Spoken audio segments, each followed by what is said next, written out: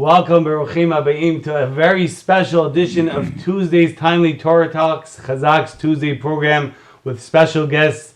Tonight we have with us a very, very special guest, our Moreinu Rabbeinu Hagoyin Reuven Feinstein Shlita, the Rosh HaYeshiva Staten Island. Baruch haba. How you doing, Rebbe? Thank you. Baruch Hashem. What an honor and privilege it is for Chazaq to be over here and to talk Torah with the Rosh HaYeshiva. And we'll jump straight into it, Rebbe. Good. Without the comments. Okay. So the first question, Rosh HaYeshiva, is that people always wonder what it is like being raised in the house of the Gadol Hadar, Moshe Feinstein Zatzal. Did you realize who your father was, or since you were born into it, it felt natural? So you answered the question, but with the second part of the question, you answered the first part. Obviously, my father was my father, and I had no other father, so I couldn't compare one to another. So I can't tell you what it was worth to be. If you tell me things that happened by you that you think were good and stuff, and I'll probably tell you a better story. But Lamaisa, if you're telling me what did you see special, it was my father. Like any other father. I assume all your fathers were like that. That's how I assume so. And that's why it's a question really has no answer. I hear. Is there any one incident that the Rebbe remembers of Moshe that stuck out? One thing that I haven't ever been able to duplicate and to understand how he did it, that I can tell you. That he would be writing all day. I don't ever remember him actually learning. He used to write all day. And unless he had to go away and do something for Klal Yisrael, but otherwise he's writing. And if somebody would come in, no matter who, he would stop in the middle, even in the middle of a letter. He would stop writing, and he can talk to the person an hour, 2 hours, and as soon as he finished, he'd go back exactly to that letter and continue to write. If you'd interrupt me while I'm writing, I'd ask you, say, can you wait a minute while I finish the thought? Or I'd say, oh, where was I up to when we think? He didn't have that problem. Wow, unbelievable. This is writing the Igros Moshe, or? Whatever he wrote, don't ask me what he wrote. Okay. Amazing, unbelievable. So Rosh HaYeshiva, what does Rosh HaYeshiva think is the biggest challenge of chinuch in today's generation? And what does Rosh HaYeshiva think is potentially the solution to this challenge? I think every generation, not even every generation, I'll tell you, every 5 years probably, you're dealing with a different problem that exists in the children. Whatever it is. The problems I had when we started the yeshiva 55 years ago are not the problems we have now. Definitely different problems. And therefore, I can't even give you an answer for that thing. You're asking what's the biggest thing, usually it's hefkerus that we have. No, it's this bittul that we have. We feel that you're allowed to be disrespectful to something you don't believe in or something. I'm not talking to disagree. I said to be disrespectful to the people and that thing. I think those are the things. We have to get people to understand b'derech haTorah how they're supposed to behave. And that it's always b'sholem, and everything b'sholem, not with controversy. That's the thing, that the fact that we disagree, we definitely disagree, and we will hold our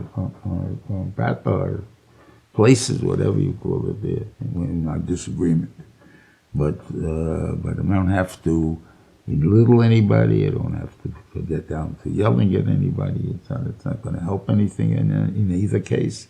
And the Ma'aseh just belittles the Torah. Derech shalom. That's right. Okay, amazing, Rosh HaYeshiva.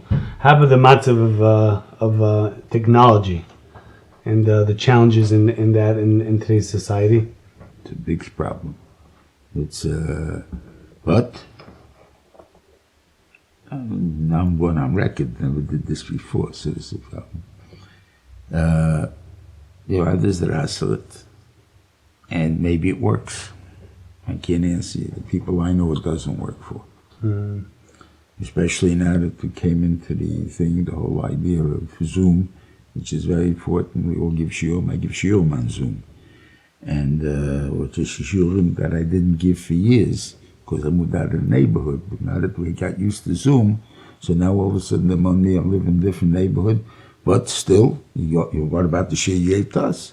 So we have a shir now every Shabbos night to the east side, because why not? You can do it on Zoom. So obviously a tremendous thing, technology. Technology was not invented. The Rebbeinu Shem made technology.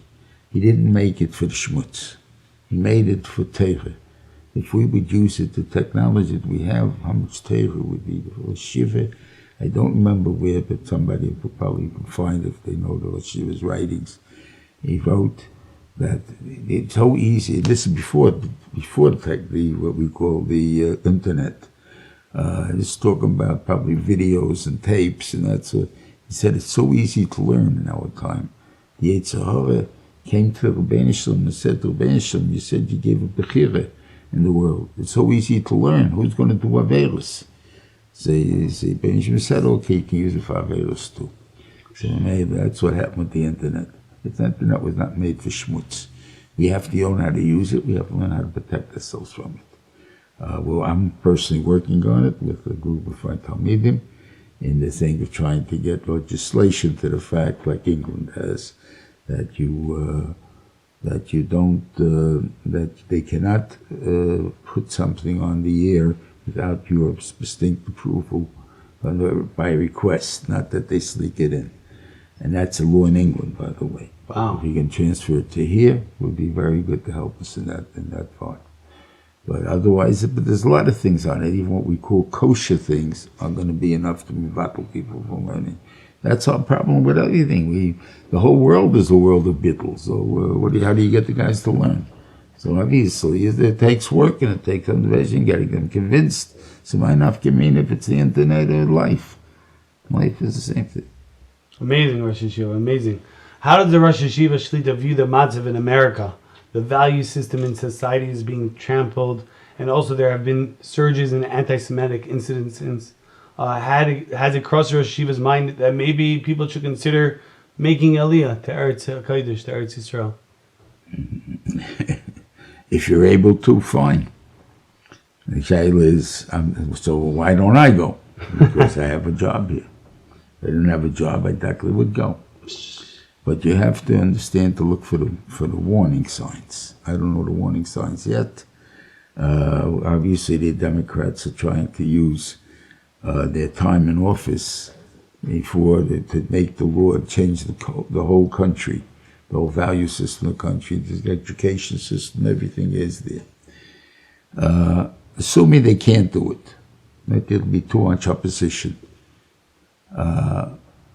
What will happen even if, let's say, the Republicans win the next election? Will they make restrictive situations that this can't happen again? And in either case, we get torn in the middle.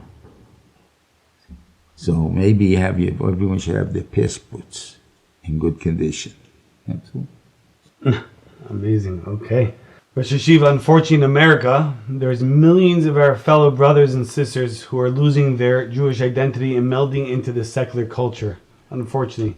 What does the Rosh Yeshiva believe is the most important ingredient in bringing our fellow Jews back to their Father in heaven, to Avinu Shebashamayim? Belief in our Father in heaven. Belief. If they don't believe, there's nothing to come back to. And how does Rosh Yeshiva suggest imbuing this belief onto the secular community, or those that are far from Yiddishkeit? Yeah, a lot of work. A lot of work.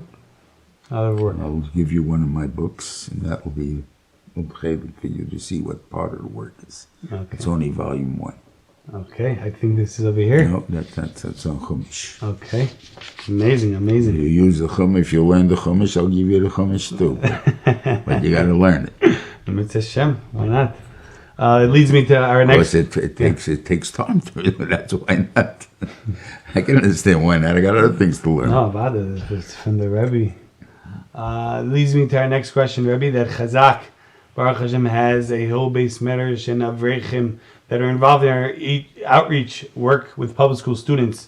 And the question pops up many times, what is the proper balance of investing time learning in Koil to investing time in Kiruv and bringing others closer to Hashem? Is there a formula for this? I know I just saw also the Rosh Yeshiva's beautiful yeshiva over here. Yeshiva Staten Island over here, the Bachrim and the Avrechim sitting, learning, the Asmada. So what is the right balance?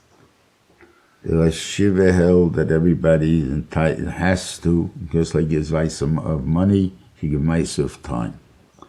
Maisa of time does not mean, let's say there's 20 hours in a day, 24 hours in a day. It's like at least you got to give at least 4 point something hours.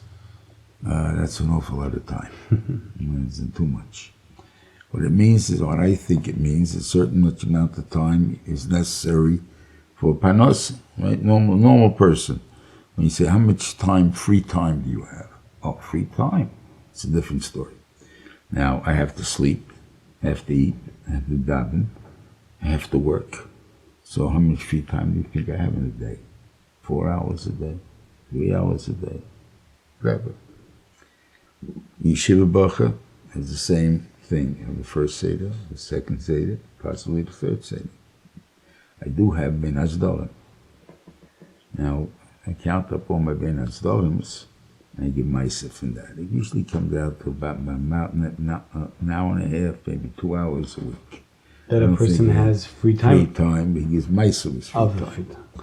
And that he should spend doing, either giving a shir, learning with a week of Bacha, whatever it is, speaking to people, it doesn't make a difference. Getting involved with Chazaq and care. Getting involved with Chazaq, it's okay.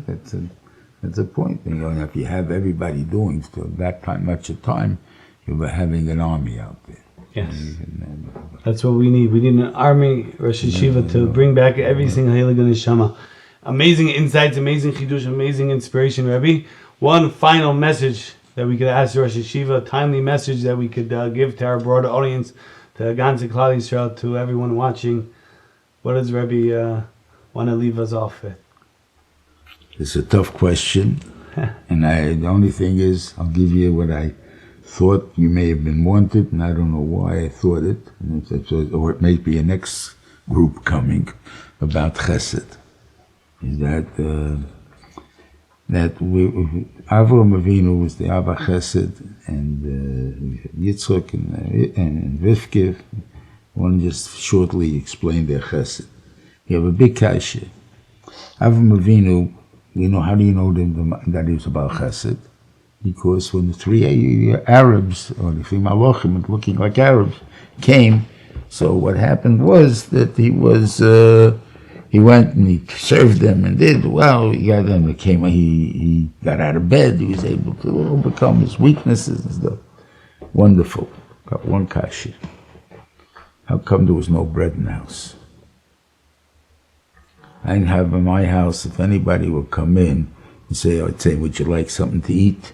You like something to think? I have in the refrigerator. I have cake. I have something, definitely something I can offer him to eat. Right? You have nothing in the house. I have to first wake up my wife. I saw her go make cake. And then what does he do? Second thing, he runs out and he goes and he knocks. Okay, very nice. You're going to make me a fleishik meal.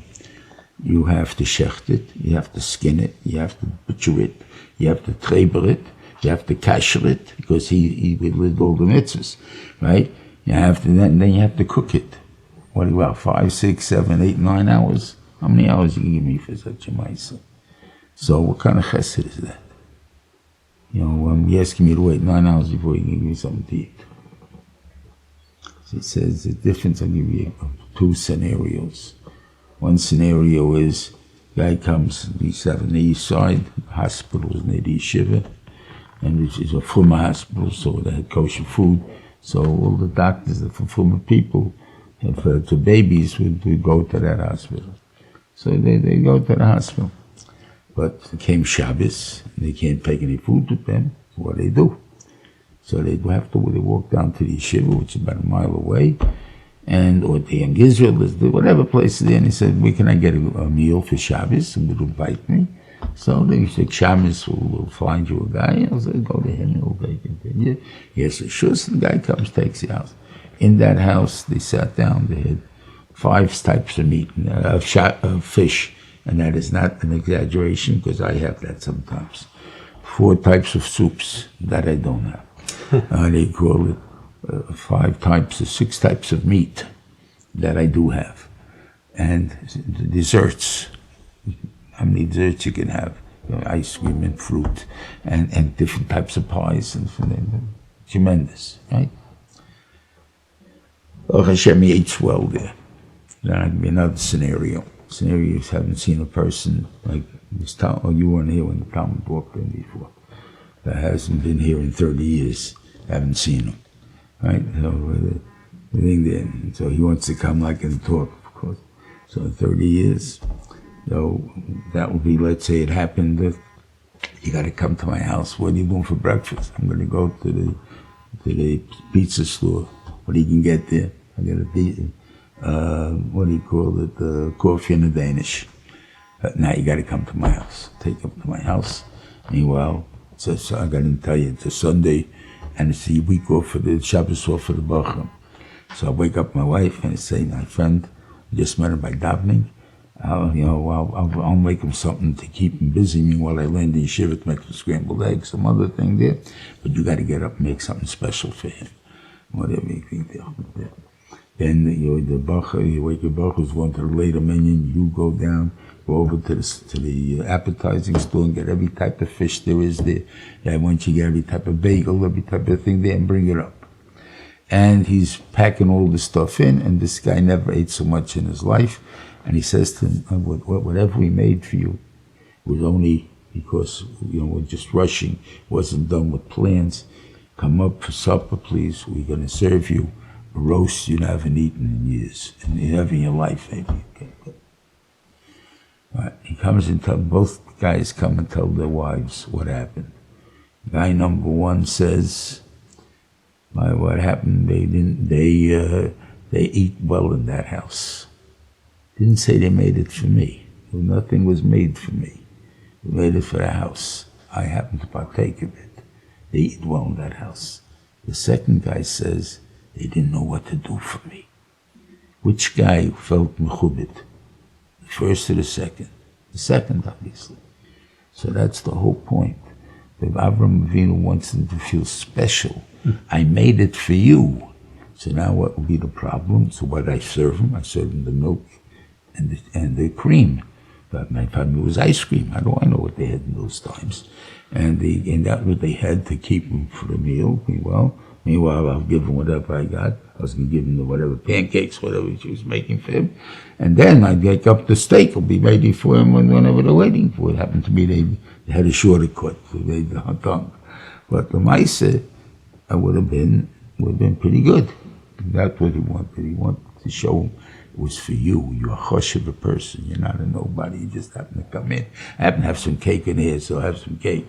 Doesn't mean anything. It's nothing personal involved. That's the point of Chesed Vavon. That's what we have. The Chesed of Rivka. Now, you have Eliezer. I assume was not a small guy. I mean, he had to run a whole estate of millions of avodim, probably. I'm not going to tell you about Cheshbon, but not Negeah. But a lot of avodim. And he probably has to have a strong hand. Right? He's a big guy.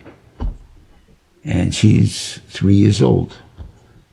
I don't care if they looked 20 when they stopped growing because Avram made the union of aging. But whatever you're going to tell me, they made it before Yitzchak, so by Yitzchak already, so maybe it was aging already. But you can tell a 3-year-old and a 20-year-old, right? And a 100-year-old. There's something to it that there's going to be a little different in the look. No matter how tall you are, no matter how much you look, whatever it is. So this big guy, he comes over to this little girl, and he says to her, I'd like you to pour water into my mouth. Didn't say, loan me a pitcher so I can take a drink, I'll wash it out, I'll refill it for you. Didn't say this, but the normal way you would ask it for, right? What did he say? I want you to pour water into my mouth. And then he's expecting for her to say also, I'm not going to go to Ashken Esher with it. So what does she do? She first gives him to drink. When he finishes drinking, it says, then she offers for the camels. Not till he finishes. I think what it means is, you may come up with like a bully. So if you're a bully, people agree to do a lot of things for you. I'm not scared of you. I don't agree to do things for you. I finished. And I was Mr. Bully. The only way you're going to drink is because I'm going to pour it into your mouth. How are you going to do this? Pouring it like this. How are you going to do it? Gee, he must be that tall. You should stand on a stone. Maybe I do. Maybe you stand on a stone. Maybe whatever. Maybe you want to lie down on the floor. You want to get on your knees. How are we going to do this? And so whatever it is, it doesn't make sense. But if that's the way you want it, I'll do it for you gladly. We'll solve the bullying situation immediately, instead of telling our kids that Ibshad is that when a kid don't let anybody take advantage of you when you go to school. So what is the guy? He becomes the bully, because I'm not going to let anyone take advantage of me. But how do you stop people from doing that? Because I'll take advantage of them, so then they won't take advantage of me. If that create a bully, I'd say, you want to be a bully? Isn't it? I'm not talking about physical, just talking about bullying. They want to be the bully? I'll gladly do it for you, Mr. Bully. Now, how does the bully feel? He feels like a jerk.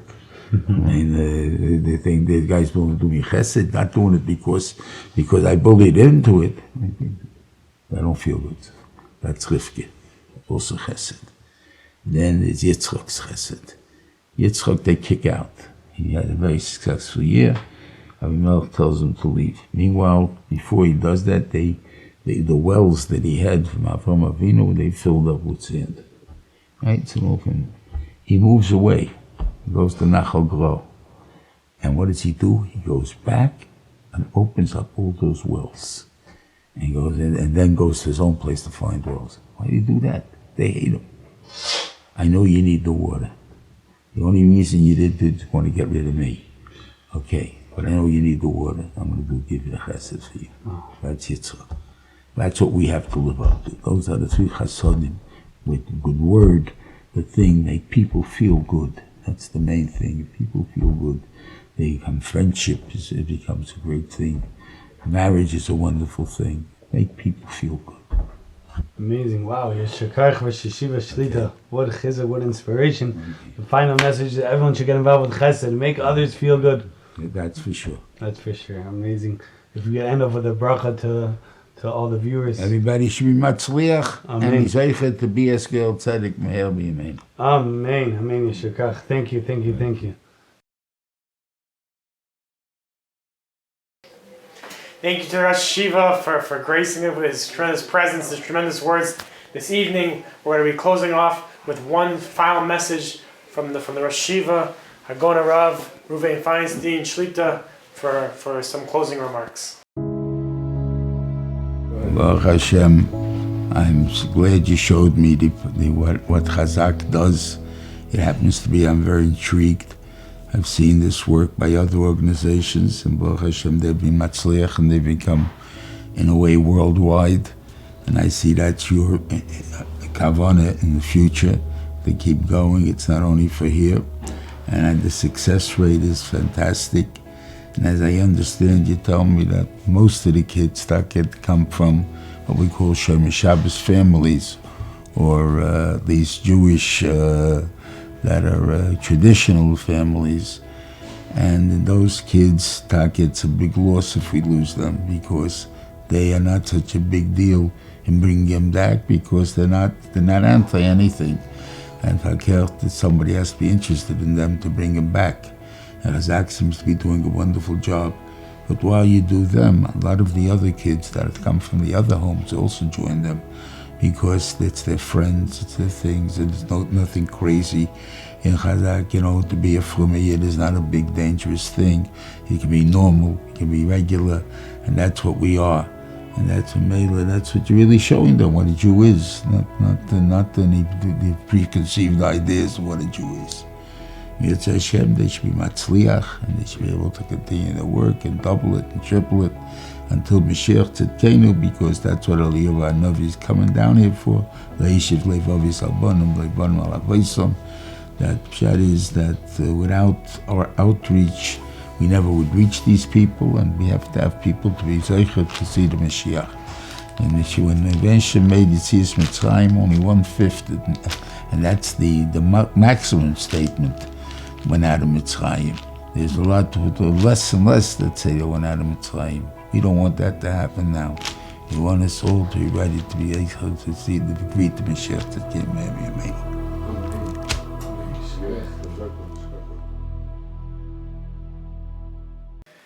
Thank you everyone for joining us tonight. This very special interview with Rosh HaYeshiva, Hagon Rav Reuven Feinstein Shlita. We want to thank the great Rosh HaYeshiva. We want to thank obviously the great work the Chazaq organization that made all the amazing work of Chazaq. We want to encourage everyone to check out darcheshalom.com for great shiurim and articles from the great Rosh HaYeshiva. I'm going to Rav Reuven Feinstein again. darcheshalom.com, DARCHEISHOLOM.com for all the amazing videos and audio and articles from Rosh HaYeshiva. We should all check that out. darcheshalom.com, and we all know about the great work of Chazaq. If it's definitely well known. It inspires thousands upon thousands of people every single year, including thousands of Jewish public school students, and help inspire them through Sunday school and after school programs in different communities. And Chazaq in the last 4 years has helped over 1,115 children transfer from public school to yeshiva, which is an unbelievable accomplishment. Everyone watching, they know maybe a cousin, a friend, a neighbor, relative who has children in public school like to transfer to yeshiva. Reach out to Chazaq, and we will help them in that process. Email us at psty@chazaq.org, psty@chazaq.org, psty@chazaq.org. And as we know, Chazaq organizes in-person virtual shiurim. Everyone should get involved with the shiurim, with the public school outreach, with all the amazing work that Chazaq does. Reach out to our office at 718-285-9132, 718-285-9132, or you can email us at info@chazaq.org, info@chazaq.org. Everyone is Rosh HaYeshiva. Encourage everybody to get involved with Chazaq and whatever they could do, whether it's their time, whether their effort, whether their resources, whatever it may be. So everyone should definitely get involved with Chazaq or volunteer their time. They can reach out to the office. And we want to thank everyone for joining us, and have a great night.